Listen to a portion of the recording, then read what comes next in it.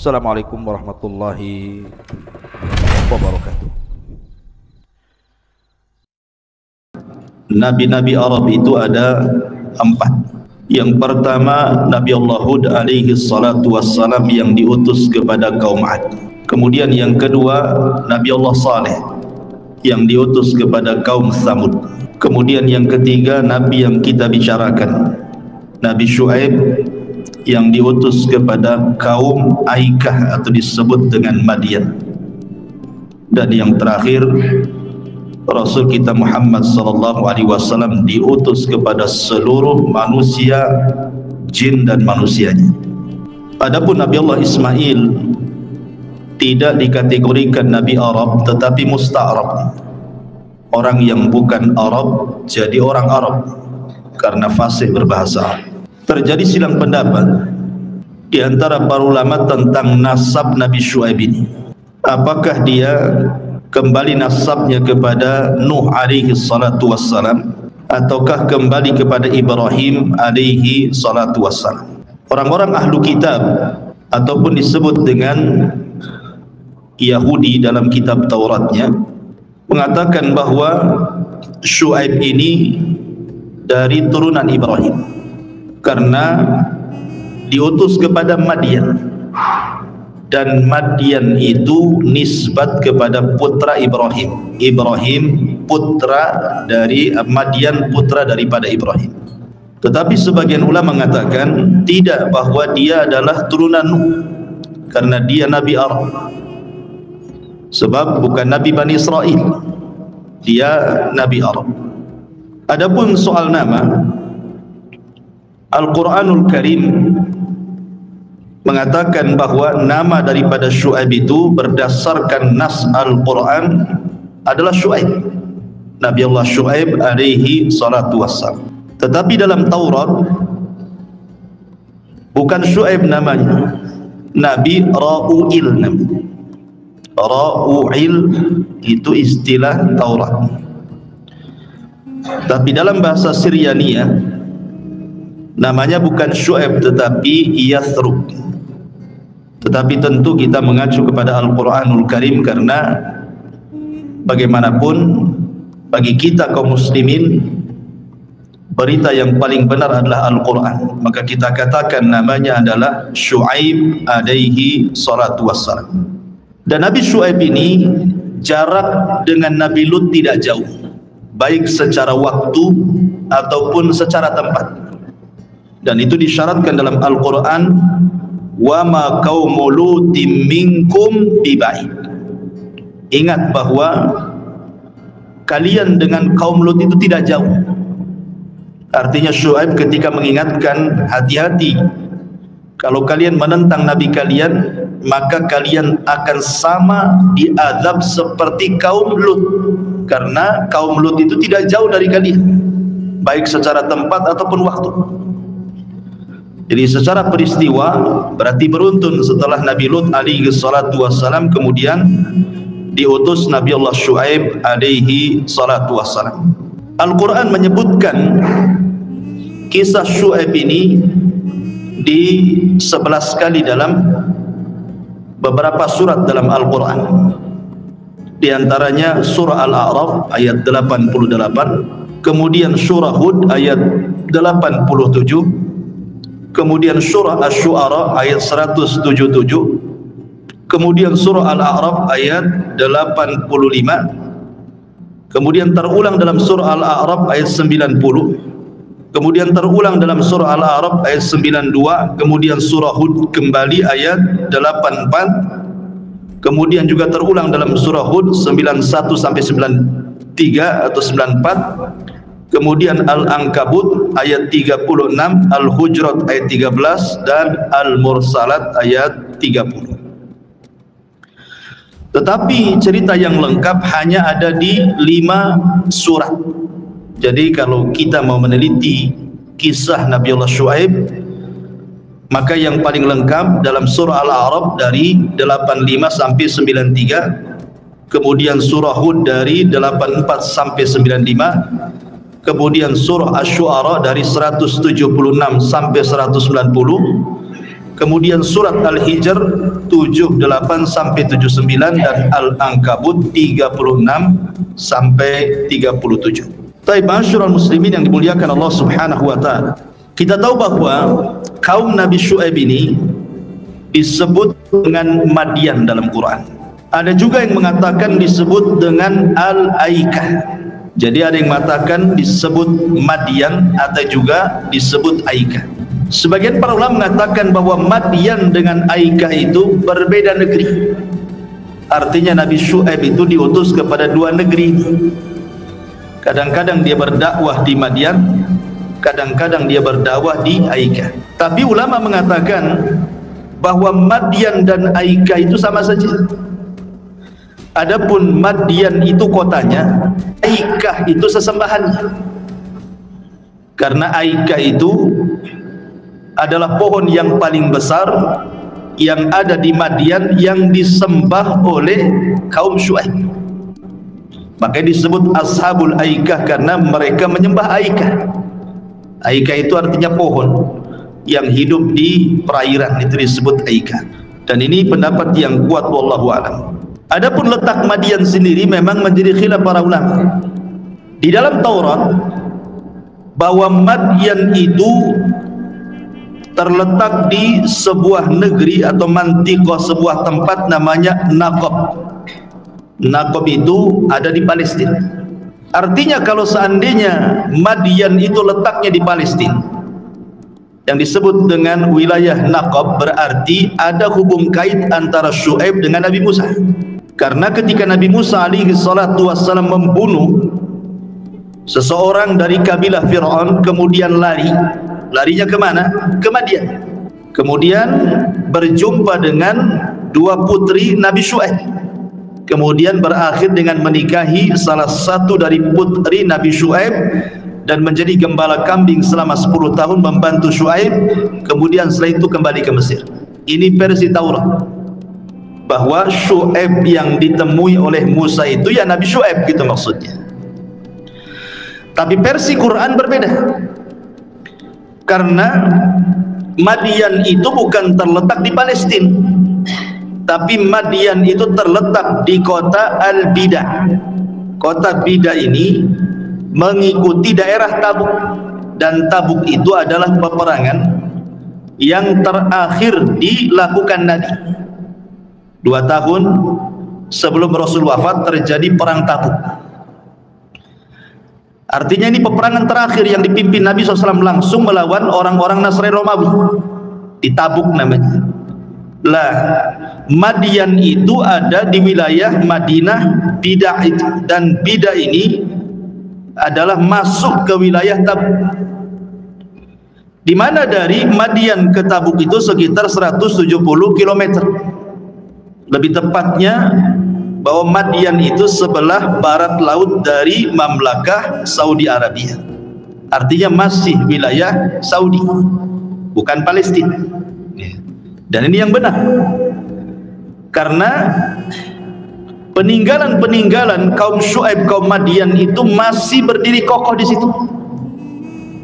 Jadi kalau antum haji atau umroh gitu kan, bisa kita ke daerah itu melihat peninggalan-peninggalan Madian sampai hari ini masih ada. Berarti kalau memang Madian itu bukan di Palestina tetapi berada di Mamlakah Saudi Arabia, tepatnya wilayah Tabuk, berarti Nabi Syuaib alaihi salatu wassalam tidak berjumpa dengan Nabi Musa. Berarti Musa ketika kemudian dia lari dari Mesir ke Madian yang ada di Palestina, yang ditemui bukan Nabi Syuaib tetapi Syuaib biasa gitu, orang soleh, orang baik. Dan itu pendapat yang kuat ya. Jadi Nabi Musa alaihi salatu wassalam berjumpa dengan orang namanya Syuaib, orang soleh, bukan Nabi. Sebab Ada beberapa pernyataan para ulama, di antaranya adalah Syekhul Islam Ibn Taimiyah rahimahullahu taala, kemudian Al-Imam Ibnul Qayyim rahimahullahu taala, kemudian Al-Imam Ibnu Katsir dan juga Abdurrahman As-Sa'di mengatakan bahwa Nabi Musa alaihi salatu wassalam menikahi salah satu putri daripada Syu'aib. Syu'aib di sini bukan nabi. Kata Ibnu Taimiyah, Ibnul Qayyim, Ibnu Katsir dan juga Abdurrahman As-Sa'di mengatakan bahwa dia adalah rajulun saleh, orang soleh saja, bukan seorang nabi. Kemudian dari waktu juga berbeda, sebab Nabi Syu'aib itu diutus, rentang waktunya adalah antara diutusnya Nabi Yusuf dengan Nabi Musa, dia tengah-tengah, jadi nggak ketemu secara zaman. Ya, jadi nggak ketemu, nggak mungkin Nabi Musa berjumpa dengan Nabi Syu'aib karena secara rentan waktu saja berbeda gitu ya. Dia antara Nabi Yusuf dan juga Nabi Musa, jadi tidak akan ketemu. Dari sini menunjukkan bahwa pendapat yang kuat Nabi Musa tidak berjumpa dengan Nabi Syu'aib. Ini berdasarkan Quran. Tetapi kalau mengikut ajaran Taurat, ya ketemu, karena yang dimaksud Madian itu kalau dalam Taurat adalah kota yang ada di Palestina, ya gitu ya. Itu versinya Taurat. Tapi sekali lagi kita kembali ke versi Quran, bahwa Nabi Syu'aib tidak berjumpa dengan Nabi Musa karena Madian itu letaknya bukan di Palestina tetapi barat laut dari Mamlakah Arabia, di sebuah kota namanya Bida, mengikut kepada wilayah Tabuk yang Rasul pernah perang di situ. Itu secara wilayah. Ma'asyiral muslimin yang dimuliakan Allah Subhanahu wa taala. Adapun tentang penyebutan kaum Aika,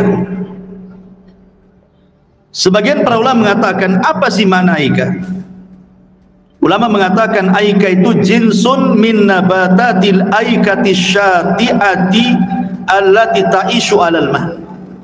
Jadi Aika itu sejenis tumbuh-tumbuhan namanya Aika gitu, yang hidup memang di air. Dia hanya hidup di air gitu. Mungkin kalau kita lihat mungkin tumbuh-tumbuhan yang di pinggir-pinggir laut itu ya, mungkin semacam itulah gitu ya. Lah Ahlul Madian itu disebutkan juga dalam Al-Quran kan dua tuh. Pertama, Allah Subhanahu wa taala mengatakan wa ila madyana aghahum Syu'aibah, dan kepada kaum Madian Allah utus saudara mereka Nabi Syu'aib. Itu terdapat dalam surah Hud 84. Tapi dalam surah Asy-Syu'ara Allah mengatakan kadzdzaba ashabul aikatil mursalin idz qala lahum Syu'aibun ala tattaqun. Dan telah mendustakan penduduk Aikah para rasul ketika berkata Nabi mereka Syu'aib, tidakkah kalian bertakwa? Berarti di sini ada Madian, ada Aikah kan itu. Dan tadi saya sudah jelaskan, menurut ulama ada yang mengatakan Madian itu kota sendiri, Aikah kota sendiri, artinya Syu'aib diutus kepada dua bangsa. Tetapi pendapat yang kuat wallahu alam bahwa Madian itu ya Aikah, dan Aikah itu maksudnya sesembahannya karena mereka menyembah pohon. Baik, ma'asyiral muslimin yang dimuliakan Allah Azza wa Jalla, penduduk Madian ini memiliki 3 dosa besar. Kenapa diutus kepada mereka Nabi Allah Syu'aib alaihi salatu wassalam? Pertama, dari segi akidah, mereka menyembah pohon yang disebut dengan Aikah itu. Mereka menganggap bahwa pohon itu memiliki pengaruh kepada peristiwa dan kejadian di bumi.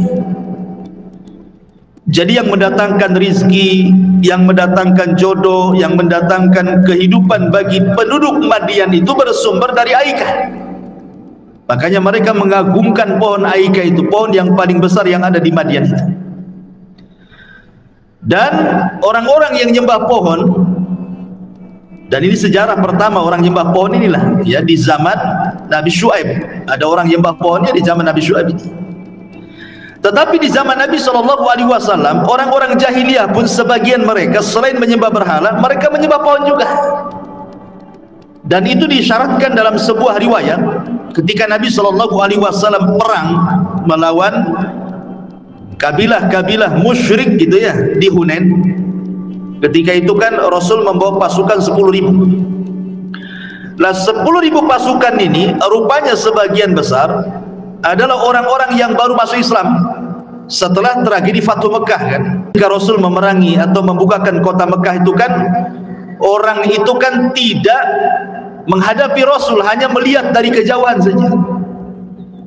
Seolah-olah mereka mengatakan, coba saja Muhammad itu menyerang Mekah, pasti akan terjadi seperti yang terjadi kepada Abrahatul Asram.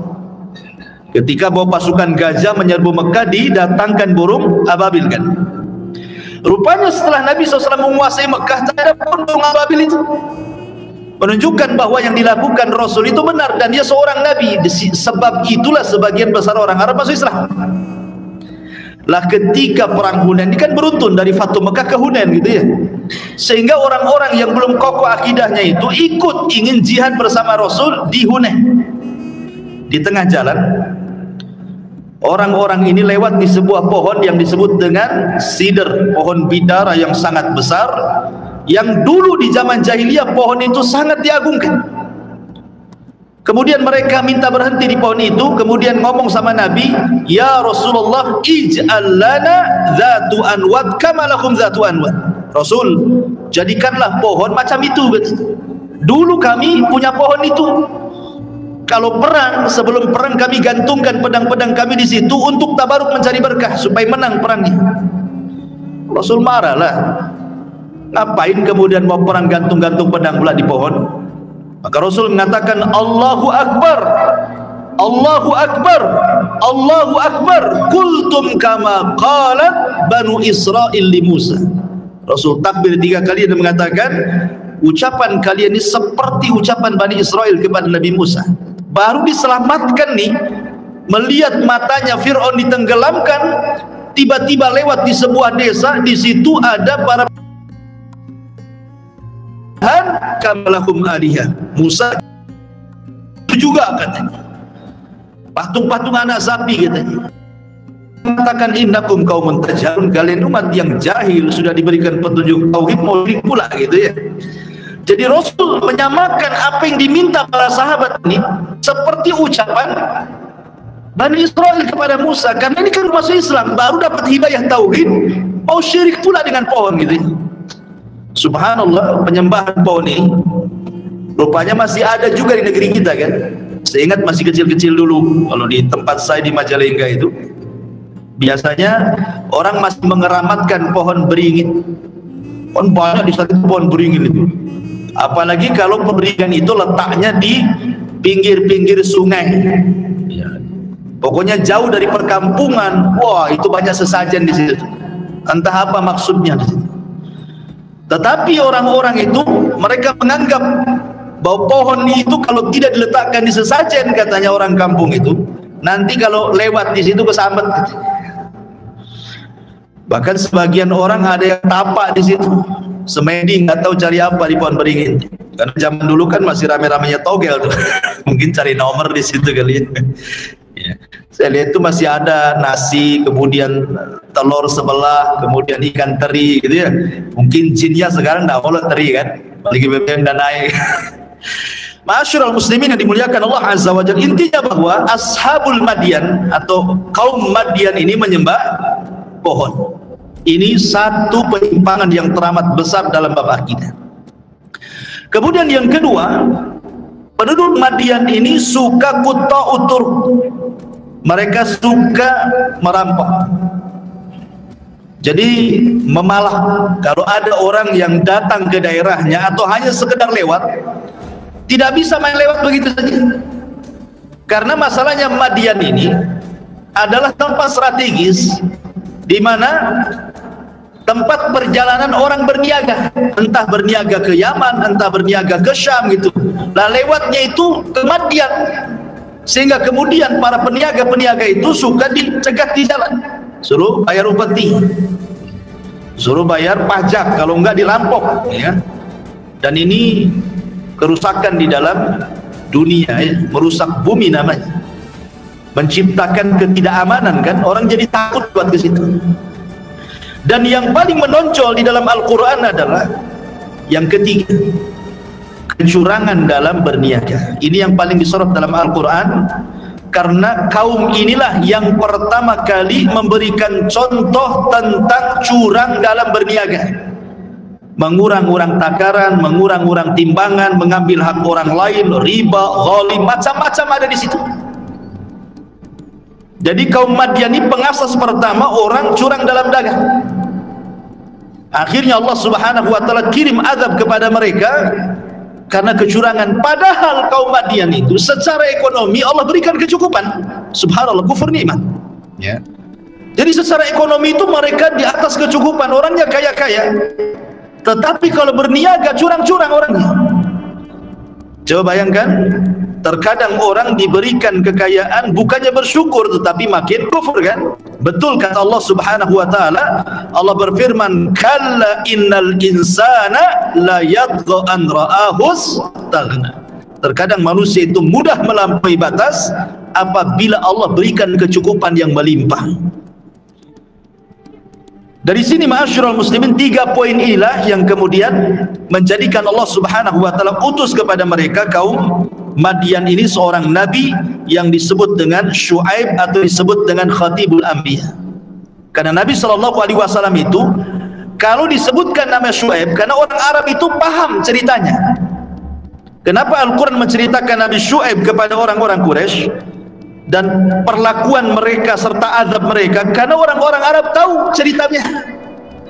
Jadi Rasul selalu mengingatkan tentang kisah kaum Madian kepada orang-orang Quraisy itu. Makanya Rasul apabila menyebut Syuaib, Rasul mengatakan dzaka khatibul anbiya, itulah orator para nabi. Karena Nabi Syuaib ini orangnya fasih kalau ngomong gitu ya. Kalau bantah membantah itu dia bisa mematahkan lawannya, dan dia orang yang paling luar biasa bicaranya, dan itu dikenal. Makanya julukannya Syuaib itu Khatibul Anbiya, oratornya para nabi. Ma'asyiral muslimin yang dimuliakan Allah Azza wa Jalla, baik kita akan kisahkan secara lengkap kisah Nabi Allah Syuaib alaihi salatu wassalam. Saya ambil di satu surat saja, nanti lebihnya kita akan masukkan dari beberapa surat karena tidak mungkin kita bahas semua suratnya. Kita ambil dari surah Qaf ayat 13 sampai 15. Ma'asyiral muslimin yang dimuliakan Allah Subhanahu wa taala, Allah Subhanahu wa taala berfirman dalam surah Qaf, wa ila madyana akhahum Syuaibah, dan kepada kaum Madian Allah utus saudara mereka Nabi Allah Syuaib.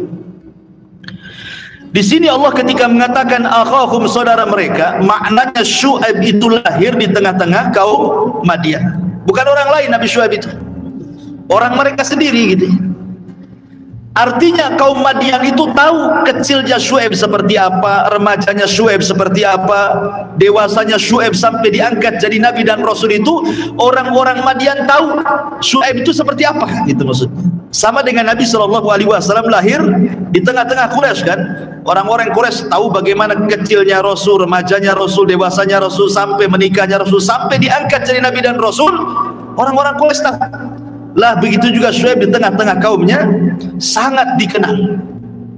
Siapa Nabi Allah Syuaib alaihi salatu wassalam itu? Kemudian qala, dia mengatakan, ya qaumi ibudullaha ma lakum min ilahin ghair. Wahai kaumku, sembahlah Allah karena tidak ada sesembahan selain daripada Allah Subhanahu wa taala yang berhak disembah kecuali Dia. Dari sini kita tahu ma'asyiral muslimin yang dimuliakan Allah Azza wa Jalla, bahwa setiap para nabi pasti bendera dakwah pertama kali adalah tauhid sebelum yang lain. Dan itu diceritakan di beberapa ayat dalam Al-Quran, seperti surah Al-A'raf ayat 85 Allah mengatakan, wa ila madyana akhahum Syuaiba qala ya qaumi ibudullaha ma lakum min ilahin ghair. Dan kepada kaum Madian Allah utus saudara mereka Syuaib. Syuaib mengatakan, hei kaumku, sembahlah Allah, tauhidkan Allah, tidak ada sesembahan selain daripada Allah yang berhak disembah kecuali Allah. Kemudian terulang dalam surah Hud ayat 84, kemudian terulang dalam surah Al-Ankabut ayat 36, kemudian terulang dalam surah Asy-Syu'ara ayat 179, idz qala lahum Syu'aibun ala tattaqun, dan ketika Syu'aib berkata kepada kaumnya, tidakkah kalian bertakwa, tidakkah kalian mentauhidkan Allah Subhanahu wa taala? Dari sini kita tahu bahwa semua para nabi mendakwahkan tauhid, dan ini yang harusnya kita lakukan hari ini. Dakwah tauhid harus tanamkan kepada anak-anak kita seperti Luqman Al-Hakim menanamkan kepada anaknya, ya bunayya la tusyrik billah, wahai anakku jangan sekutukan Allah Subhanahu wa taala. Karena ketika kemudian masing-masing keluarga mengingatkan tentang tauhid, akhirnya masyarakatnya seperti yang kita kenal hari ini kan, percaya kepada dukun, percaya kepada tangkal gitu. Bahkan hari ini merebak dukun-dukun yang aneh-aneh. Belakangan ya lagi rame yang sekarang ini dukun yang mengklaim bisa menghidupkan orang mati. Ada dukun ya, perempuan satu, laki-laki satu, lagi viral nih kan. Satu orang Sunda tuh, siapa namanya? Si Awawan tuh siapa? Atau yang bisa menghidupkan orang mati gitu. Kemudian ada lagi nih perempuan, ya, menggunakan ilmu kejawen gitu, bisa menghidupkan orang mati. Naudzubillah. Anehnya memang betul kata orang Arab, likulli saqitil laqit, kata orang Arab itu setiap benda jatuh ada yang mungut. Maknanya setiap ajaran sesat itu ada saja pengikutnya gitu, maksudnya ada saja yang percaya gitu. Padahal sudah jelas-jelas menghidupkan orang mati itu kan hak mutlak milik Allah kan gitu.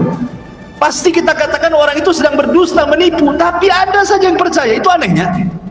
Yang lebih parah gitu ya, ada pula pengacara didukung pengacara. Nauzubillah, ma'asyiral muslimin. Kenapa bisa terjadi coba?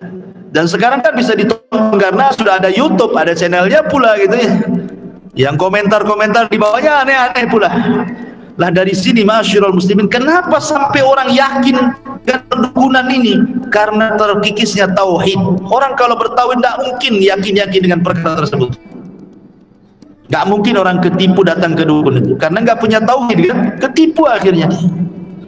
Ma'asyiral muslimin yang dimuliakan Allah Azza wa Jalla, artinya bahwa dakwah para nabi dan rasul yang pertama didakwahkan adalah tauhid.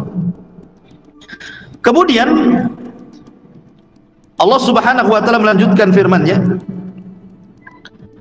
wa ila madyana aghahum syuaiban qala ya qaumi ibudullaha ma lakum min ilahin ghairu qad ja'atkum bayyinatum min rabbikum, telah datang kepada kalian keterangan dari Rabb kalian, artinya telah diutus kepada kalian seorang nabi, bersyukurlah kalian ada nabi yang diutus. Kemudian Syuaib mengatakan fa'auful kaila wal mizan wala tabkhasun nasa asya'ahum, maka sempurnakanlah takaran dan timbangan kalian, jangan mengurangi hak manusia sedikit pun. Di sini yang paling penting, ma'asyiral muslimin yang dimuliakan Allah Azza wa Jalla, orang-orang Madian itu terkenal suka mengurang-urang takaran dan timbangan, dan mereka lah yang pertama kali mencontoh soal curangnya perekonomian. Nabi SAW pernah mengumpulkan orang-orang muhajir. Kemudian Nabi SAW mewasiatkan 5 perkara. Kata Nabi SAW, ya ma'syaral muhajirin, hisalu khamsin idha nazalna bikum wa a'udhu billahi an tudrikuhun. Ingat wahai orang-orang muhajirin, 5 perkara kata Rasul.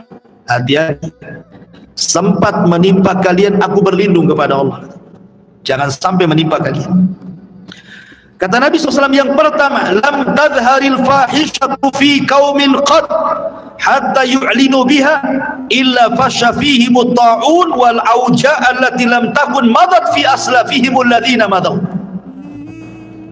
Tidaklah sebuah fahisyah, fahisyah itu identik dengan perbuatan zina, lesbi dan homoseksual. Nah, itulah jenisnya LGBT. Tidaklah perzinahan dan LGBT ini nampak di sebuah kaum terang-terangan gitu ya. Ada tempatnya, ada lokalisasinya. kapanpun datang bisa. Terkadang dilegalkan pula sama pemerintah daerah gitu ya. Kalau sudah ini dilakukan secara terang-terangan, dan hari ini kita lihat terang-terangan, baik lewat online atau offline bahasanya ya, atau yang datang langsung ke lokasi, lengkap ada di hari ini, baik yang terselubung ataupun yang terang-terangan. Kata Nabi SAW, adalah sebuah fahisyah nampak pada sebuah kaum, kecuali akan disebar kepada mereka penyakit taun dan penyakit-penyakit yang tidak pernah dikenal sebelumnya di zaman Nabi. Di zaman Nabi nggak ada namanya penyakit AIDS itu. Muncul hari ini penyakit itu, dan belum ada obatnya kan? Sampai sekarang kan belum ada obatnya. Berusaha dokter di dunia meneliti, tapi belum ada obatnya. Kenapa demikian ikhwan? Kalaupun ada obatnya, pasti Allah akan kirim lagi wabah yang lain kan? Karena percuma satu dunia nih, dokter ini mau rapat kemudian mencari obat sebuah penyakit karena sebuah maksiat yang disebut dengan zina ataupun LGBT dan yang semacamnya, nanti Allah kirim lagi penyakit yang lain, karena yang mereka lawan itu Allah Subhanahu wa ta'ala. Yang mereka sedang berhadapan itu dengan Allah, dan Allah sanggup mengirimkan tentaranya apapun yang Allah kehendaki kan gitu. Umpamanya ketemu nih obat AIDS, datang wabah lain kan itu. Jadi satu-satunya untuk menghilangkan bukan mencari obat, tetapi basmi ini maksiat-maksiat kayak gini. Hilang nanti penyakit itu. Kemudian yang kedua, ini syahidnya di sini.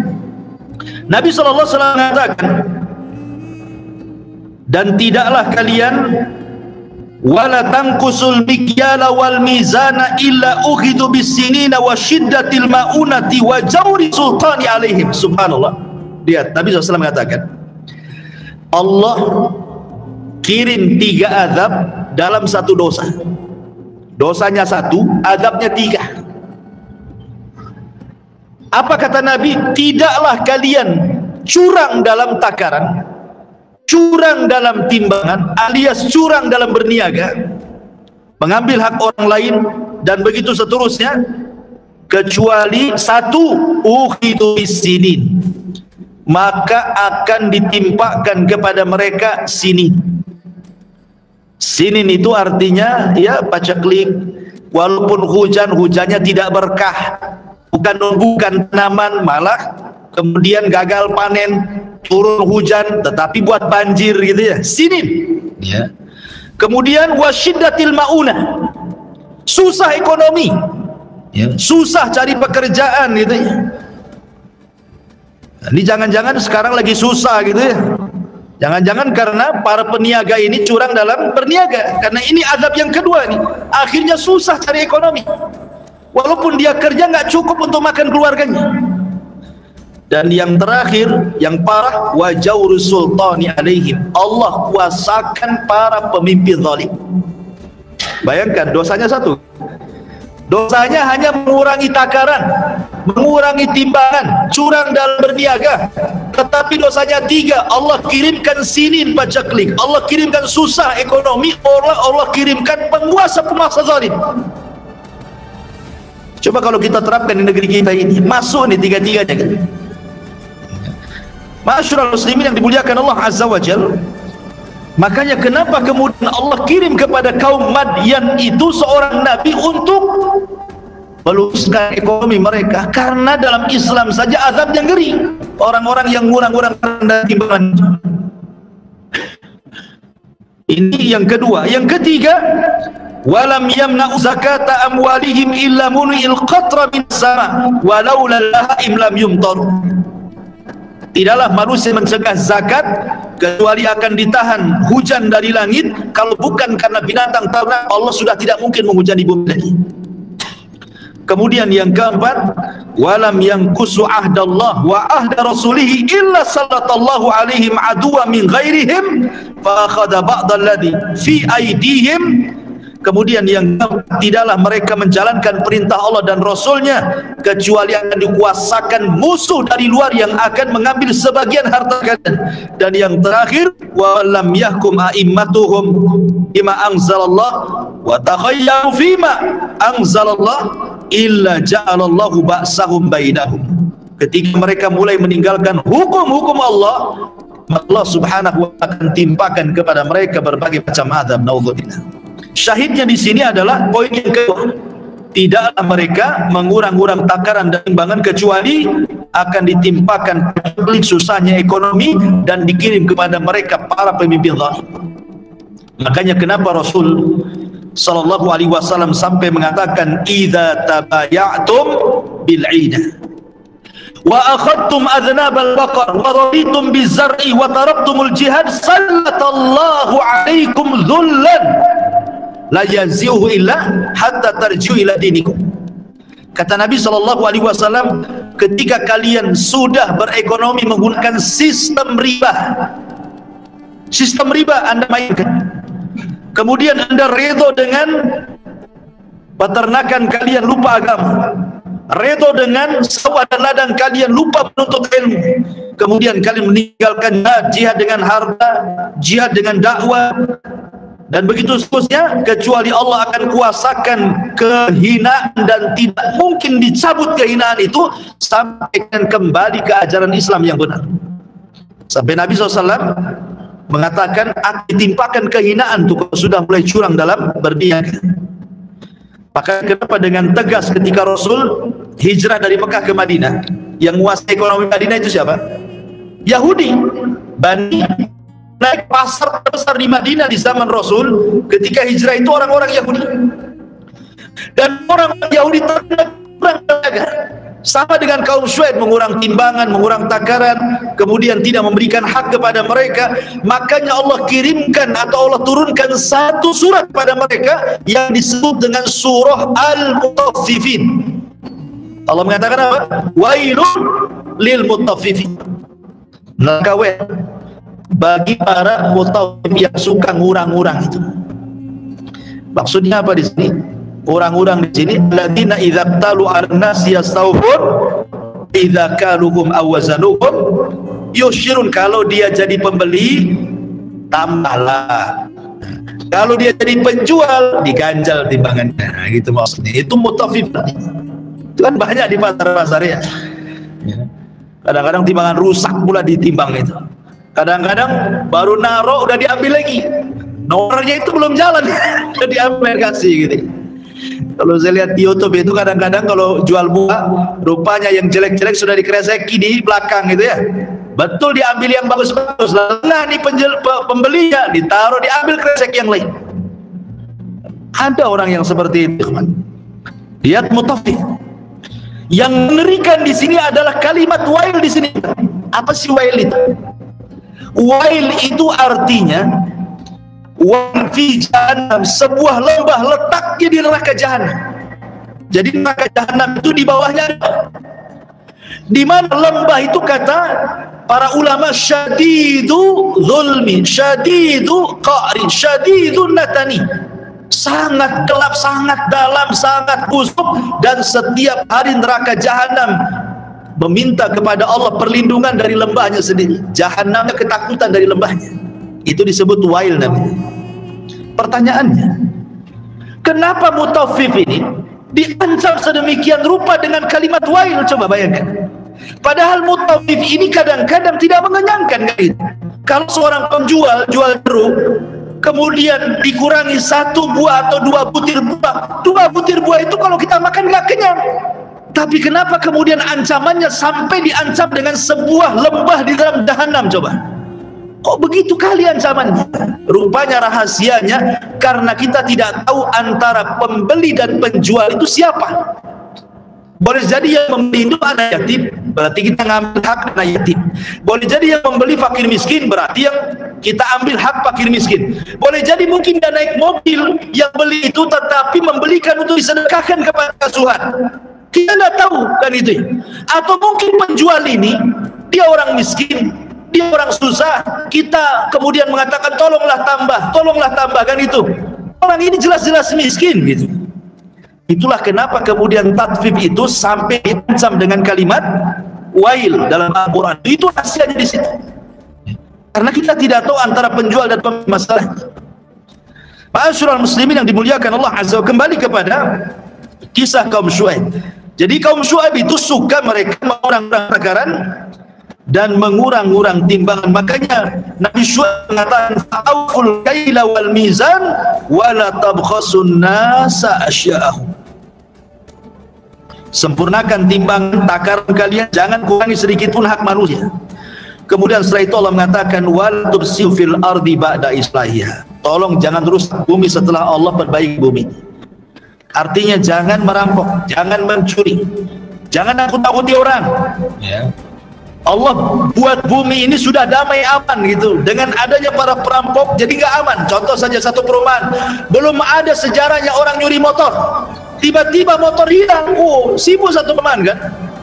Yang disalahkan satpamnya kan itu. Akhirnya sibuk, portal sana, portal sini kan itu.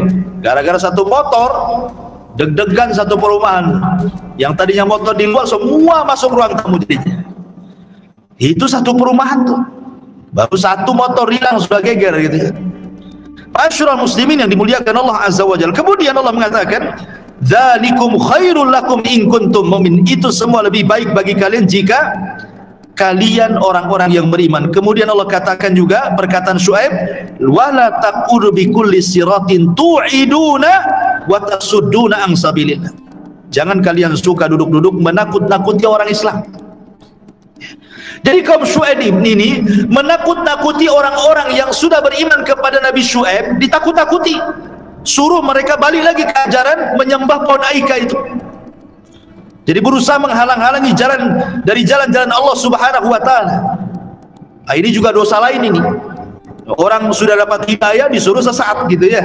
Ini dosa lain daripada dosa kaum Nabi Syuaib alaihi salatu wassalam. Masyarul muslimin yang dimuliakan Allah Subhanahu wa taala. Lah, kita tahu bahwa kaum Madian, saya ulangi dari awal bahwa kaum yang diberikan kenikmatan berupa ekonomi yang cukup sebenarnya. Tetapi karena kecurangan itulah kemudian Allah Subhanahu wa taala kirim Nabi Syuaib kepada mereka. Kemudian Nabi Syuaib berdakwah seperti yang tadi saya jelaskan. Tapi lihat jawabannya. Bagaimana jawaban kaum Syuaib kepada Nabi Allah Syuaib alaihi salatu wassalam yang Allah Subhanahu wa taala sebutkan di dalam surat yang lain. Allah mengatakan, qala ya qaumi, qala ya qalu, mereka berkata, ya Syuaib, as-salatuka ta'muruka an natruka ma ya'budu abauna aw naf'ala fi amwalina ma nasha innaka la antal halimur rasyid. Lihat bahasanya. Mereka berkata, hei Syuaib, apakah agamamu yang menyuruhmu agar kami meninggalkan apa yang disembah nenek moyang kami, atau agamamu yang melarang kami mengelola harta kami menurut cara kami sendiri? Kenapa kalian atur-atur ekonomi kami gitu? Sungguh engkau itu benar-benar orang yang bijak, wahai Syuaib gitu. Maksudnya ini penghinaan, bukan memuji. Ini memang orang bijak katanya. Tapi dalam rangka menghina Nabi Syuaib gitu. Tapi dari sini ikhwan, ada dua perkara dari perkataan kaum Syuaib. Yang pertama, orang kalau sudah kokoh dengan ajaran nenek moyang itu paling sulit dirubah. Orang kalau sudah kokoh dengan ajaran nenek moyang itu paling sulit dirubah. Pasti banyak ngelesnya gitu. Kalau antum berdakwah di sebuah kampung, di sebuah desa, atau ke keluarga antum lah yang masih kental dengan adat istiadat kampungnya gitu ya, itu sulit mengajak mereka untuk ke tauhid dan ke sunnah, itu sulit sekali. Karena bagi mereka ajaran yang benar itulah ajaran yang mereka ketahui dari moyang mereka di kampung mereka, itu masalah ya. Makanya kenapa kalau kita lihat orang-orang yang mudah dapat hidayah itu biasanya orang-orang yang hijrah, biasanya orang kampung ke kota, hijrah cari kerjaan kan, ketemu banyak orang, otaknya baru berpikir nih ya, bahwa pemikiran itu bukan satu saja, bukan di kampung dia saja, rupanya ketemu banyak orang, banyak pula pemikiran. Disitulah dia baru menimbang. Makanya banyak orang yang hijrah itu justru orang-orang yang hijrah dari kampung. Setelah melihat wawasan yang luas di luar sana, baru kemudian sedikit demi sedikit mereka mau menerima ajaran tauhid, ajaran sunnah kan. Tapi yang tinggal di kampung itu, kecuali Allah yang rahmati mereka ya, sulit dakwah kepada mereka. Makanya sering saya ceritakan kenapa Khalid bin Walid dan Amr bin As itu masuk Islam belakangan. Masuk Islam itu ketika di tahun 7 Hijriah, ketika peristiwa perang Mu'tah. Itulah perang perdana Khalid itu, perang Mu'tah itu di 7 Hijriah. Berarti berapa puluh tahun coba Khalid tidak beriman kepada Nabi sallallahu alaihi wasallam. Nabi sallallahu alaihi wasallam saja di Mekah berapa tahun? 13 tahun. Kemudian tahun 7 Hijriah Khalid baru masuk Islam. Artinya Khalid masuk Islam itu setelah Islam lewat 20 tahun. Ya kan? Setelah lewat 20 tahun, padahal kawan-kawan Khalid bin Walid itu Abu Bakar, Utsman, Umar, Abdurrahman bin Auf masuk Islam di awal-awal Islam. Itu kawan-kawannya. Tapi Khalid bertahan loh dengan jahiliyahnya. Setelah lewat 20 tahun baru masuk Islam dia. Jadi ditanyalah Khalid ini, Khalid, kenapa engkau tidak masuk Islam sebagaimana teman-temanmu dulu? Ya kan? Coba kalau engkau sudah masuk Islam, mungkin engkau akan sama dengan Abu Bakar, Umar, Utsman dan begitu seterusnya. Makanya kenapa Rasul pernah marah kepada Khalid bin Walid ketika dia mencela Abdurrahman ibn Auf? Kenapa Abdurrahman bin Auf ini as-sabiqunal awwalun, orang-orang yang pertama masuk Islam? Khalid di 20 tahun baru masuk Islam, tiba-tiba mencela Abdurrahman bin Auf. Rasul marah kepada Khalid mengatakan, "Ya Khalid, la tasubu ashabi." Jangan kau celah sahabatku ya. Karena kalau seandainya engkau berinfak 1 gunung Uhud emas, 1 mud nggak akan sampai pahalamu, separuhnya pun tidak, kata Rasul. Jadi Khalid bin Walid merasa menyesal kenapa tidak masuk Islam seperti dulu. Tapi ditanya, kenapa engkau telat? Jawaban Khalid apa? Karena saya masih mengagumi sosoknya Abul Hakam. Siapa Abul Hakam? Abu Jahal. Abu Jahal itu kan pemimpin Quraisy. Ya, pemimpin Quraisy, dia adalah pemimpin tertinggi di Quraisy itu Abu Jahal. Kalau sebelumnya Abdul Muthalib. Abdul Muthalib meninggal dari Bani Hashim, digantikan dari Bani Mahzum Abu Lahab. Abul Hakam atau disebut dengan Abu Jahal.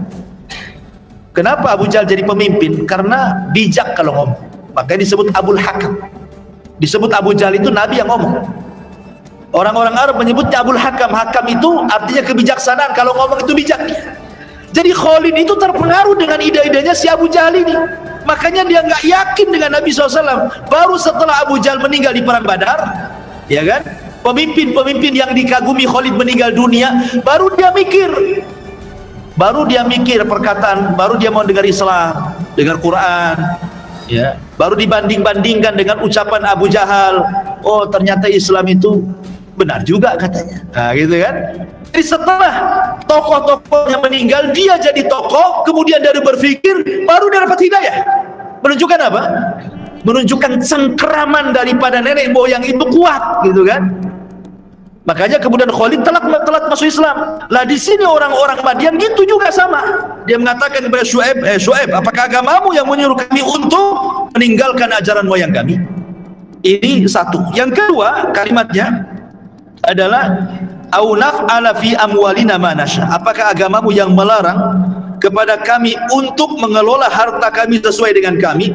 Dari sini menunjukkan bahwa harta itu sirrut tughyan, rahasia bejat jahatnya manusia. Jadi harta itu terkadang menjadi rahasia jahatnya, bejatnya manusia. Makanya ulama mengatakan banyak harta itu bukan menunjukkan sebuah kebaikan. Bukan sama juga miskin harta juga bukan menunjukkan sebuah kehinaan. Kenapa demikian? Karena dua-duanya ujian. Allah mengatakan wa nabluukum bisyarri wal khairi fitnah, kan itu ya. Kami uji kalian dengan keburukan dan dengan kebaikan. Artinya kefakiran juga fitnah, ujian dari Allah. Kaya juga ujian dari Allah. Justru orang kaya itu lebih besar ujiannya. Kenapa? Karena dia punya alat maksiat. Kekayaan itu alat maksiat. Mau zalimi orang, bayar orang, pukul dia, bunuh dia, selesai, kan itu ya. Mau berzina, tinggal bayar perempuan. Mau mabuk, tinggal beli khamar. Mau apa lagi? Orang kaya itu mudah berbuat jahat. Makanya kenapa Rasul mengatakan malun saleh li rajulin saleh. Harta yang baik itu kalau dikelola orang baik. Kayak gitu ya. Maknanya harta yang jahat itu kalau yang mengelola orang jahat. Dan harta itu paling sulit untuk mendapatkan hidayah. Makanya kenapa para penentang para nabi dan rasul, sejak kita cerita Nabi Nuh sampai kepada cerita Nabi Syuaib, para penentang nabi rata-rata orang kaya, para pejabat. Kenapa demikian? Karena mereka merasa kibar, sombong dengan kekayaannya kan. Makanya menolak dakwah para nabi. Coba lihat orang-orang yang ngaji itu, orang yang hadir taklim itu, mana orang-orang kaya? Para pejabat-pejabat tuh hadir nggak itu di kajian tuh? Kajinya itu kalau seremonial saja kan. Kalau acara besar datang sekalian kampanye lah gitu mungkin. Tapi kalau mau hadir ngaji betul-betul itu sibuk. Alasannya apa? Sibuk kan itu. Sibuklah ngurus bisnis sana, bisnis sini, bisnis itu. Padahal secara logika ada orang usia sudah 70 tahun atau mungkin 60 tahun lah, sudah kaya. Kalaupun dia tinggal di masjid nih, orang ini di usia 60 tahun sampai dia wafat, gak akan habis kekayaannya itu. Mungkin sampai anak turunannya gak akan habis. Tetapi terkadang usia-usia tua yang sudah Allah berikan kecukupan, bukannya duduk di masjid, sholat, tahajud, zikir, majelis taklim gitu ya, malah makin sibuk bisnis gini gitu ya, makin sibuk, ketutup otaknya. Padahal kalau dia duduk di masjid tanpa kerja pun sebenarnya sudah cukup kaya kekayaannya untuk menghidupi dia, tinggal ibadah sampai mati saja sebenarnya. Tapi rupanya tidak. Makanya saya katakan bahwa harta itu sirru tughyan ya. Jadi rahasia bejatnya orang itu ya harta itu. Sudah tua kaya pun tidak mau juga dia duduk di masjid ya kan. Masyarul muslimin yang dimuliakan, inilah dua faedah dari perkataan kaumnya Syuaib kepada Nabi Allah Syuaib alaihi salatu wassalam. Tapi Syuaib ini orang yang lembut. Bagaimana tanggapan dia? Qala ya qaumi ara'aitum in kuntu ala bayyinatin min rabbi wa razaqani minhu rizqan hasana wa ma uridu an ukhalifakum ila ma anhaakum anhu in uridu ila islah mastata'tu wa ma taufiqi illa billah alaihi tawakkaltu wa ilaihi unib.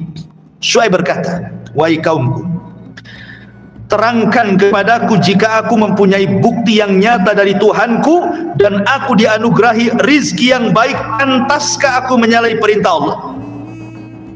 Maknanya begini ya. Sekarang Allah sudah anugerahkan kepada kalian banyak harta dan kalian yakin itu datang dari Allah. Pantas nggak kalian kufur? Pantas nggak kalian kufur? Ini harta titipan Allah gitu ya kan. Berarti kewajiban Anda bersyukur, kata Syuaib. Bukannya menyembah berhala, pepohonan, bukannya curang dalam berniaga. Harusnya kalian bersyukur, tinggalkanlah sesembahan itu, perbaiki ekonomi kalian, itu bentuk syukur kalian, kata Syuaib. Kata Syuaib, aku tidak bermaksud menyalahi kalian terhadap apa yang aku larang darinya. Tidak, sebenarnya kalau kalian baik, gak mungkin aku cerewet seperti ini maksudnya. Kalau kalian baik, gak mungkin aku bicara seperti ini.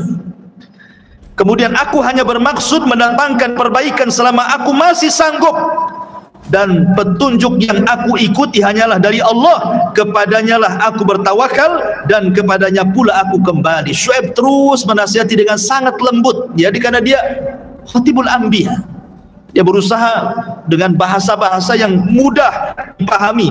Kemudian juga Syuaib mengatakan, ya qaumi la yajrimannakum shiqaqi an yusibakum mislu ma asaba qaumi nuhin au qaumi hudin au qaumi shalih wa ma qaumu lutin minkum bibaid. Kemudian Nabi Syuaib ini coba berpikir tentang akibat-akibat kaum sebelumnya. Coba kalian perhatikan ya, kata Nabi Syuaib ini, wahai kaumku, janganlah pertentangan antara aku dengan kalian menyebabkan kita ini berbuat dosa, sehingga kalian akan ditimpa siksa seperti yang menimpa kaum Nuh, kaum Hud, kaum Saleh. Sedangkan antara kalian dengan kaum Lut itu tidak jauh tempat dan juga zamannya. Nggak berpikir coba, kaum yang dulu dihancurkan itu kenapa? Gitu maksudnya. Disuruh berpikir. Inilah pentingnya kita ini tadabbur dengan Al-Quran. Ketika kita ini membahas cerita-cerita para nabi itu, antum kira jangan cerita-cerita ini untuk supaya mudah tidur dengan cerita, oh enak ceritanya, sedap juga tuh ceritanya. Bukan untuk disedap-sedapkan saja cerita ini ya. Saya pernah lihat komentar di YouTube gitu ya, di Umairah channel tuh ya, di YouTube tuh, Masya Allah katanya, Saya tidak bisa tidur kalau tidak dengar Ustadz bercerita. Jadi saya cerita di YouTube itu untuk orang tidur rupanya. Subhanallah. La haula wala quwwata illa billah. Gimana ceritanya orang cerita untuk tidur? Orang cerita didengarkan, diambil. Makanya kisah itu kata Hasan Al-Basri, junudun min junudillah. Hasan Al-Basri mengatakan bahwa kisah-kisah dalam Al-Quran itu adalah tentara dari tentara Allah supaya kita semangat, gitu maksudnya. Jadi kalau kisah-kisah para nabi itu bagaimana mereka, para nabi itu kuatnya dalam berjihad, dalam berdakwah, kita ikut juga lah semangat gitu ya, pengen seperti mereka gitu. Dan kalau kaumnya diazab, kita jadi takut, jangan sampai aku seperti mereka. Itu maksudnya kisah-kisah diceritakan itu, ambil ibrahnya. Fa'tabiru ya ulil absar, ya. Ma'asyiral muslimin yang dimuliakan Allah. Kemudian Syuaib juga terus menasihati mereka sampai mengatakan wastaghfiru rabbakum tsumma tubu ilaihi inna rabbi rahimun wadud. Dan mohonlah ampun kepada Tuhan kalian, kemudian bertobatlah kalian kepada Allah, sungguh-sungguh Tuhan yang maha penyayang lagi maha pengasih. Artinya Syuaib mengatakan jangan putus asa, walaupun kalian banyak dosanya, kalau kalian istighfar pasti diampuni. Yang jelas kalian kembali, tinggalkan berhala kalian, tinggalkan curang dalam berjual belian, jangan kalian merampok, dan begitu seterusnya kembali ya. Jadi lihat bagaimana Syuaib kan lembut nih, seorang dai memang harus begitu, harus lembut gitu ya. Tapi kemudian mereka mengatakan, lihat jawaban mereka nih, qalu ya Syuaib ma nafqahu katsiran mimma taqul. Ya Syuaib, kami tidak banyak mengerti tentang apa yang kau katakan. Kau ini ngomong apa? Bayangkan bahasanya tuh. Syuaib ini orator para nabi ya, artinya fasih bahasanya, mudah dicerna, mudah diterima. Tetapi kaum Nabi Syuaib ini pura-pura tidak paham. Dia mengatakan kepada Syuaib, kau ngomong apa Syuaib, katanya. Jadi kalau Syuaib ngomong itu tok tok tok tok tok tok, kayak saya ini cerita gini ya, dari awal sampai akhir ngaji, kemudian keluar salah satu, Ustadz tadi ceramah apa? Antum ngapain? Ya, ngelamun. Gitu kan. Jadi mereka mengatakan kepada Syuaib itu seolah-olah menutup kebenaran dengan mengatakan kau ngomong apa Syuaib. Dan ini yang banyak di masyarakat. Betapa banyak orang-orang yang tahu itu syirik tapi pura-pura tidak tahu. Betapa banyak orang-orang yang tahu ini menentang sunnah Rasul tapi pura-pura tidak tahu.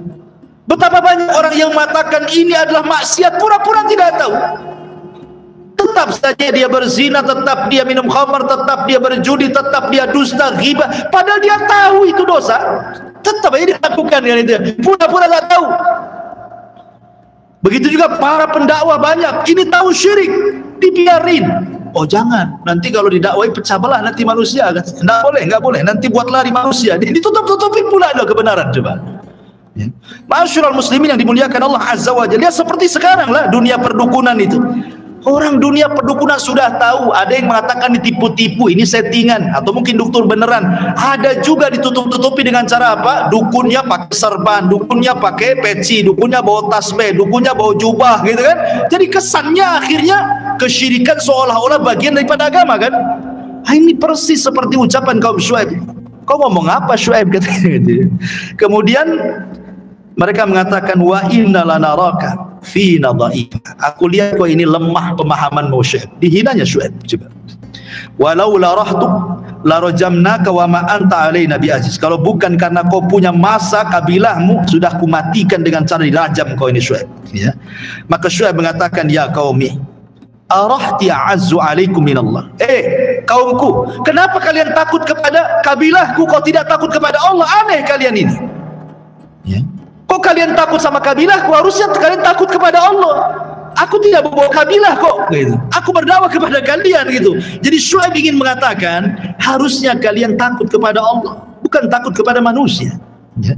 Kemudian Syuaib juga mengatakan, ya, wattakhadtumuhu wara'akum zihriyan inna rabbi bima ta'maluna muhit. Wahai kaumku, apakah keluargaku lebih terhormat menurut pandangan kamu daripada Allah? Bahkan dia kamu tempatkan di belakangmu, diabaikan. Ketahuilah sesungguhnya pengetahuan Tuhanku meliputi apa yang kalian kerjakan. Kemudian Syuaib mengatakan ya qaumi malu ala makanatikum inni amil saufa ta'lamun man ya'tihi adzabu yuhzi wa man huwa kadhib. wartaqibu inni ma'akum raqib. Dan wahai kaumku, berbuatlah menurut kemampuan kalian, sesungguhnya aku pun berbuat demikian. Artinya bertakwalah semampu kalian, ya. Kelak kalian akan mengetahui siapa yang akan ditimpa azab yang menghinakan dan siapa yang berdusta di antara kita, dan tunggulah sesungguhnya aku bersama kalian dan Allah Subhanahu wa taala akan senantiasa terus mengawasi kalian. Hati-hati. Jadi Syuaib alaihi salatu wassalam mulai mengancam mereka dengan azab. Tapi subhanallah, justru orang-orang Madian ini bukan takut dengan azab, bahkan mereka justru kemudian menantang. Nah, sekali lagi, ini kaum para nabi. Sebelum-sebelumnya juga ketika kita bicara kaum Ad, kaum Samud, rata-rata mereka menantang para nabi. Kalau memang azab yang kau janjikan itu benar, datangkan, katanya. Itu kaum Madian juga sama, bicara kepada kaum Syuaib juga sama dengan mengatakan apa? Wa ma anta illa basyarum mithluna wa inna dhunnuka laminal kadhibin fa asqit alaina kisafan minas sama in kunta minas sadiqin. Engkau ini Syuaib manusia biasa sama dengan kita. Engkau ini hanya pendusta saja. Kalau engkau benar, turunkan azab dari langit sekarang juga, kalau memang engkau orang yang benar, katanya. Nah, ini kalau sudah yang demikian sudah melawan Allah, ini beda ceritanya. Subhanallah ikhwan, azab yang diberikan kepada kaum Madian ini bukan satu azab. Nanti saya sebutkan bagaimana perkataan Ibnu Katsir rahimahullah ta'ala, azab yang ngeri sekali yang Allah timpakan kepada kaum Madian ini, karena dosanya banyak masalahnya, ya. Apa saja coba azab yang ditimpakan kepada kaum Syuaib? Pertama, Allah berikan pacaklik luar biasa. Tidak turun hujan. Tidak turun hujan, ikhwan. Kita saja di Batam ini kalau berapa bulan tak turun hujan saja, ATB ngadakan sholat istisqa, buat awan buatan soal hujan, sudah kesulitan, sudah pusing itu. Bagaimana untuk minum orang Batam dan begitu seterusnya, kan? Ini 3 tahun tidak turun hujan. Apa yang terjadi? Setelah itu Allah Subhanahu wa taala hentikan angin. Bayangkan, angin dihentikan oleh Allah. Tidak ada angin, sama sekali nggak ada angin. Allah hentikan angin itu, padahal oksigen itu perlu. Kemudian yang ketiga, Allah buat suhu panas selama 7 hari 7 malam. Kalau tidak ada angin, kita aja kepanasan, kita bisa masuk rumah, bisa cari pohon untuk bernaung. Ini kalau sudah tidak ada angin, tiba-tiba Allah kirim hawa panas selama 7 hari 7 malam. Tempat mana yang bisa menaung dari rasa panas di sini? Masuk rumah salah, bernaung di pohon salah, ya. Sehingga sebagian mereka mengencingi pakaian mereka, diletakkan di kepalanya supaya tidak kepanasan. Kalau masih ada angin masih mendingan. Ini sudah tidak ada angin, hawa panas yang luar biasa selama 7 hari 7 malam, gitu ya. Kemudian Ibnu Katsir rahimahullahu ta'ala menjelaskan, tiba-tiba langit digelapkan. Langit digelapkan. Setelah langit digelapkan, kata Ibnu Katsir rahimahullahu ta'ala, tiba-tiba datang bola-bola api dari langit. Meteor-meteor itu, bola-bola api dari langit, kemudian menghantam itu negeri Madian, itu Ashabul Aikah itu. Cukup sampai di sini? Tidak. Allah buat gempa yang luar biasa. Ini sudah berapa atapnya? Ya. Setelah Allah Subhanahu wa taala buat gempa yang luar biasa, Allah utus Jibril untuk berteriak 1 kali teriakan. Setelah Jibril berteriak, mengguntur teriakannya, memecahkan gendang-gendang Ashabul Madian, semua bergelimpangan jasadnya di rumah-rumah. Tidak ada satupun yang selamat kecuali mati. Coba paceklik yang berkepanjangan, dihentikan angin, dikirim hawa panas 7 hari 7 malam, tiba-tiba langit digelapkan, dikirimnya bola-bola api dari langit menghantam Madian. Setelah itu digempakan, setelah itu teriakan Jibril mengeluarkan roh dari jasadnya. Azab mana lagi lebih pedih daripada kaum Syuaib ini? Makanya Ibnu Katsir rahimahullah ta'ala membuat catatan bagus sekali. Apa kata Imam Ibnu Katsir? Allah Subhanahu wa ta'ala tidak buat azab itu dalam satu waktu, tetapi Allah kasih beberapa jeda waktu. Dan Allah Subhanahu wa taala letakkan di 3 surat, bukan di 1 surat. Ya. Pertama disebutkan dalam surah Al-A'raf, Allah Subhanahu wa taala sebut kalimat gempa. Kemudian dalam surah Hud, teriakan dari malaikat Jibril sayhah. Kemudian dalam surah Asy-Syu'ara, langit digelapkan, yaumudzulla. Kenapa? Azabnya ini yang paling parah 3 nih. Kenapa terjadi gempa? Jibril disuruh berteriak, kemudian langit digelapkan. Adapun kata Imam Ibnu Katsir dalam surah Al-A'raf, kenapa sampai Allah kirim gempa? Karena kaum Madian itu mereka berusaha memurtadkan orang-orang yang sudah beriman, suruh murtad lagi, suruh ragu-ragu, ya, dibuat goncang hatinya. Makanya Allah kirim bumi suruh goncang juga, karena dia sudah menggoncangkan hati orang. Maka Allah kirim gempa untuk menggoncangkan mereka. Adapun kemudian dalam surah Hud, Allah berikan teriakan karena mereka kalau ngomong di hadapan Nabi Syuaib itu berteriak-teriak, ya, berteriak-teriak gitu ya, sambil sombongnya mereka berteriak-teriak di depan Nabi Syuaib. Makanya Allah kirim teriakan Jibril alaihi salatu wassalam yang mengguntur, menghancurkan gendang-gendang telinga dan melesatkan nyawa dari jasad-jasadnya. Adapun dalam surah Asy-Syu'ara, kenapa Allah kirim kegelapan yang luar biasa gitu ya? Karena mereka yang minta azab. Kan mereka minta azab. Mereka mengatakan kepada Nabi Syuaib, askit alaina kisafan minas sama', turunkan azab dari langit gitu. Nah, sekarang Allah turunkan azab, langit digelapkan gitu ya.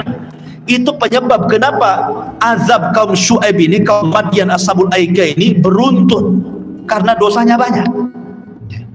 Ma'asyiral muslimin yang dimuliakan Allah Azza wa Jalla, setelah kemudian jasad-jasad dan Syuaib sebelumnya sudah diselamatkan dan juga orang-orang yang beriman.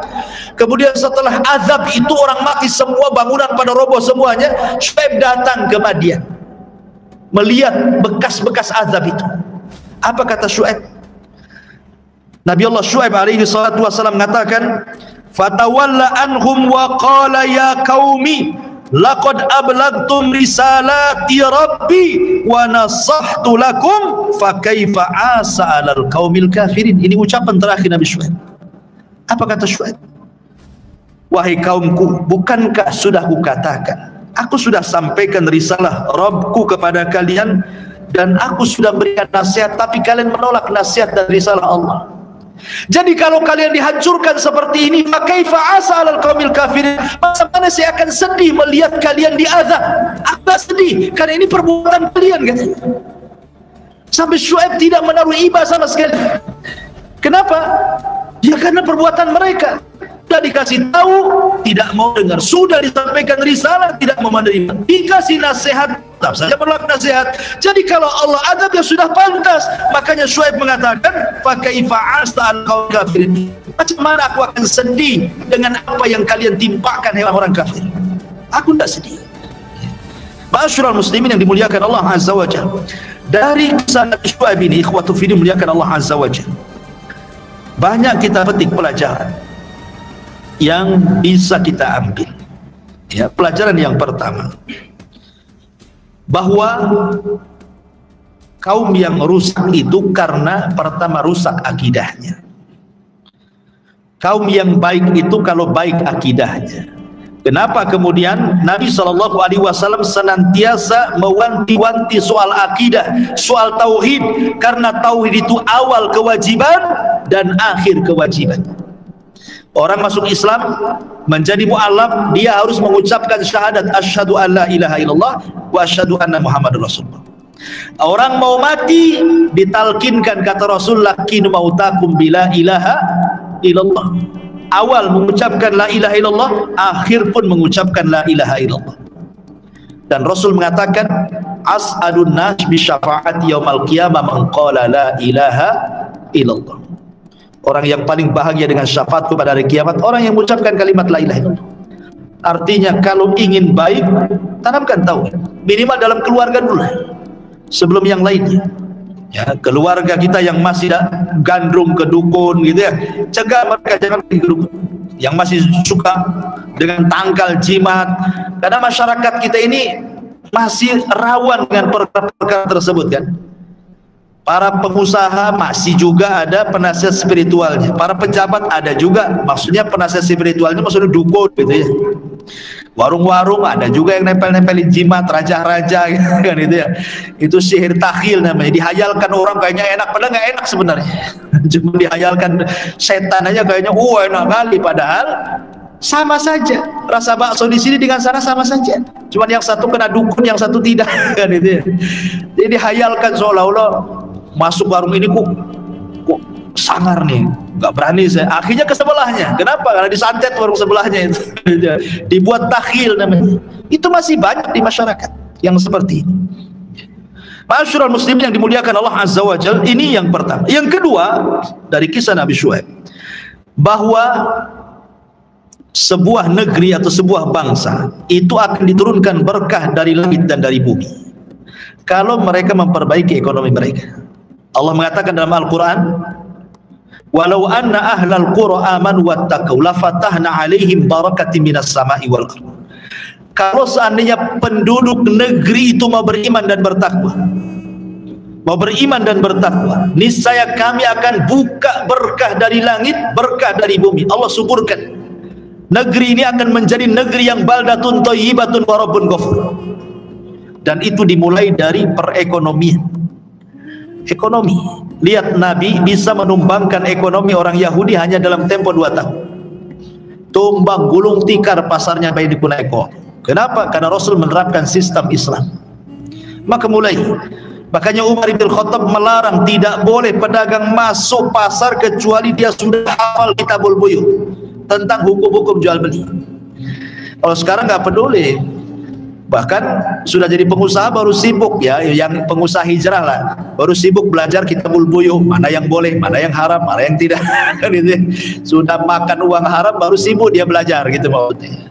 Umar bin Khattab mengatakan, jangan masuk pasar kalau tidak paham hukum jual beli. Karena kalau tidak paham hukum jual beli nanti masuk ke riba, masuk ke gharar, masuk ke menimbang mengurang-urang takaran timbangan dan begitu seterusnya. Makanya di dalam kitab Fiqhus Sunnah karya Sayyid Sabiq dalam Kitabul Buyuh, Umar itu kalau masuk pasar bawa tongkat. Untuk apa? Memukul siapapun para pedagang yang curang, diusir dari pasar. Anda bisa bayangkan kalau Umar bin Khattab hidup di zaman sekarang masuk pasar Tiban, apa yang terjadi? Antum bisa simpulkan ya. Ma'asyiral muslimin yang dimuliakan Allah, seperti itu. Karena masalah perekonomian ini pengaruh kepada siapa? Kepada keluarga. Sebagaimana tauhid mempengaruhi keluarga, ekonomi juga sama. Makanya kenapa Abu Bakar Siddiq radhiyallahu an, dia punya budak dimerdekakan.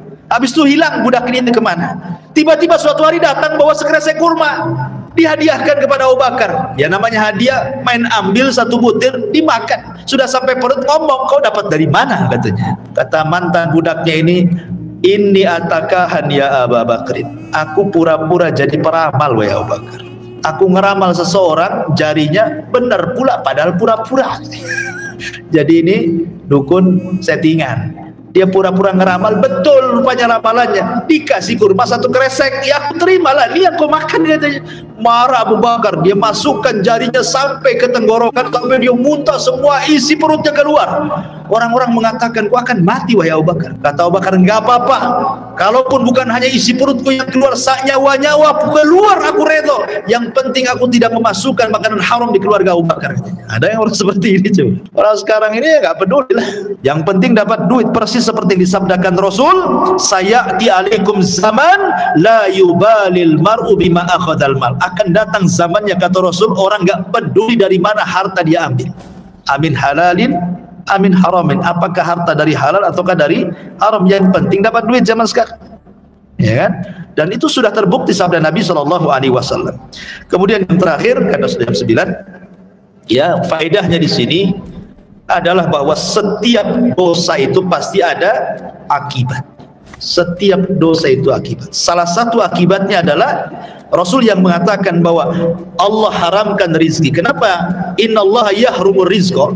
Allah mengharamkan rizki pada seseorang bisa babi karena sebab apa? Dzambin yusibu. Dzamban yusibu, karena sebab dosa yang dia lakukan. Artinya setiap dosa pasti punya pengaruh. Punya pengaruh baik kepada ketenangan keluarga, ketenangan hati, kebahagiaan. Pasti dosa itu ada pengaruhnya. Tidak mungkin tidak ada pengaruh. Makanya Imam Ibnul Qayyim bagus sekali sampai dia menyebutkan pengaruh dosa itu banyak sekali dalam kitab. Maka jauhi dosa sebisa mungkin, karena dosa itu membawa pengaruh yang luar biasa jeleknya dalam kehidupan umat manusia. Wallahu a'lam bishawab. Mudah-mudahan ada manfaatnya. Subhanakallahumma bihamdika asyhadu an la ilaha illa anta astaghfiruka wa atubu ilaik. Allahu ta'ala. Assalamualaikum warahmatullahi wabarakatuh.